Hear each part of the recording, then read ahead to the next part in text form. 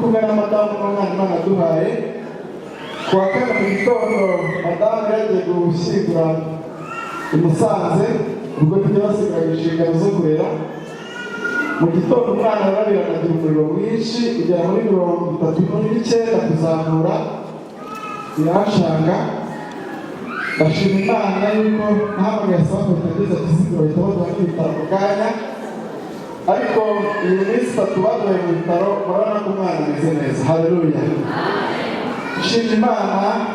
Mbese byari bikomeye ariko Imana yarahabaye itubera Imana ibaza ko bagiye gutanga ituro ry'ishimwe. Haleluya, ndashima Imana inyemereye uyu mwanya kuvugana namwe tukaganira ku ijambo ry'Imana. Maze imyaka 4 isaga ndi hano muri bwo bwa mbere mpagaze aha muri urwo rwo rw'umushyitsi.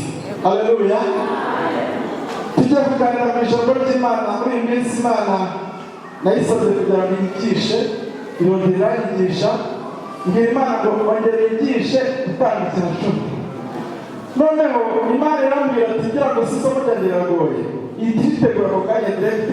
Ejo bundi mvuye kugemura, Imana inegurira isomo ry'ubwenge, irangije njya kugura kwa papa mbonera ikintu, barangarurira ndabika ndataha. Amafaranga ko nakandikiye ko umwana urwaye yashyira muri ipantaro murana.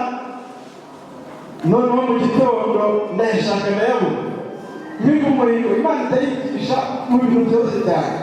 Niba umuriro Mana aya mafaranga nijyaga kuguhereka yabona nzayabara uko yari ari kose mu gihe cyari cyacu gusa birashoboka. Mfashe umwambaro ugiye kwambara maze numva ndayaboye. Ndabaho Imana yarayigishije uramusoye ndayabara ikacuruza ku ruhande.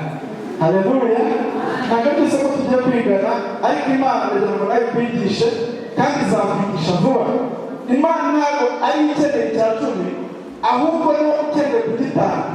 Haleluya, ni urugero yaba umuhinzi ashyira urubuto rw'ikigori mu butaka, atari uko ubutaka aribwo bukeneye ikigori, ahubwo ni uko umuhinzi ari ukeneye kizava ku kigori, ashyizemo kamwe azakora n'ingemeri. Imana n'ijuru ishimwe. Isoko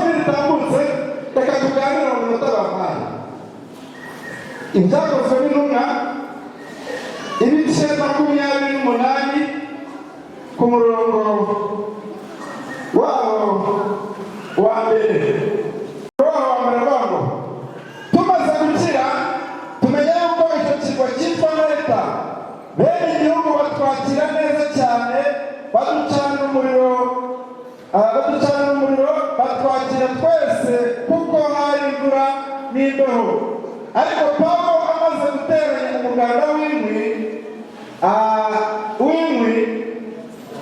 arazicana inciya iva mu muriro imuruma ku kiganza.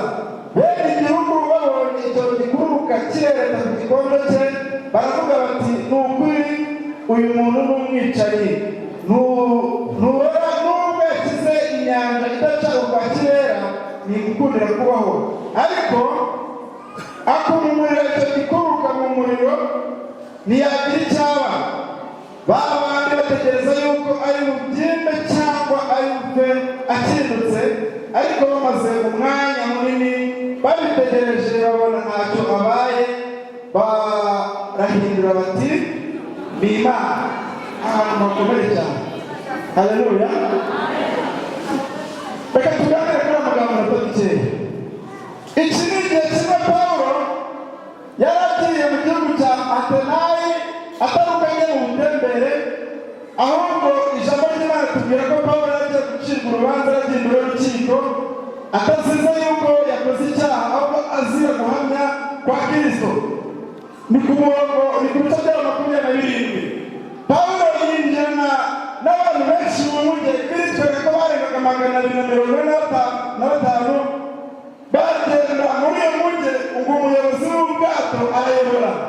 Ijambo ry'Imana rivuga ngo umuyaga uturuka imbere yabo, maze ngo inkuge itangira kugenda mu cyerekezo batateguye, maze ngo byari nijoro cyane, inkuge ibatwara aho yishakiye, abasaga bacaka barangije barahebera ububasha ko bavuga. Haleluya. Pawulo arangije ngo agirishirishurirwa agiyerekwa umwami Imana azamukomanga arabwira ati nimurye mumwe kuko itembera batabara. Abwira bari bari mu munde ati umwami Imana ambwiye gutya, bamwe barabisuzugura, ariko Pawulo batangira kumanyira umutsima aribira, bari maze iminsi 10 batarya, byari bikomeye cyane.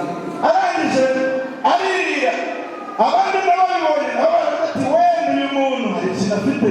Haleluya. Tuze ku murongo wa 28 ijambo ry'Imana rivuga ngo tumaze gukira tumenya ko icyo gihugu gifite ikirwa bita Leta, maze ngo bene igihugu batwakirana ineza bari hamaze kuba iki. Ijambo ry'Imana rivuga ngo inkuge yaragiye ikubita ku ibuye ryari mu nyanja bita Inaza, maze ngo inkuge irashwanyagurika. Imaze gushwanyagurika ngo abazi koga batangira kwirwanaho bamaze kurya, abatabizi batangira kongera kuri za mbaho, ngo barambuka bagera kuri icyo kirwa, maze ngo hari igihe cy'imbeho n'igihe cy'imvura nyinshi cyane, maze ngo Pawulo yari umunyamurava cyane. Haleluya. Ijambo ry'Imana ngo ni umunyamurava kuko byabikomeye, ngo igihugu bari barayimenyereye, bene igihugu bari bafite amateka. Haleluya. Hari ibintu abantu bakuziho bifite amateka, babizi ko bigiye kukurangiza, babizi neza ko bigiye kugukinira, ariko hari ijambo ryakuza kuvugana. Haleluya. Bene igihugu kubera ko bamenyereye iyo ncira, yari yariye abana babo barabibona ko bapfuye bakindutse, yariye abantu bakazana yariye bari bafite amateka kuri iyo ncira. Bene igihugu baravuga ngo uyu muntu pe n'umwicanyi, nubwo yakize inyanja ariko idaca urwa kirere ntimukundira kubaho. Haleluya. Ariko hari Imana ivuga ijambo abantu bagahindura iki amagambo. Haleluya cyane. Barategereza babona umunota wa mbere, babona Pawulo ntacyo abaye, babona uwa kabiri, babona Pawulo ntabyimbiwe, babona uwa gatatu mukomere Imana amashyi. Haleluya cyane. Maze babonye yuko adapfuye kandi atari bukinduke, bahindura ijambo baravuga ngo ni ukuri ni Imana, mukomere Imana amashyi cyane. Imana ndagushimira.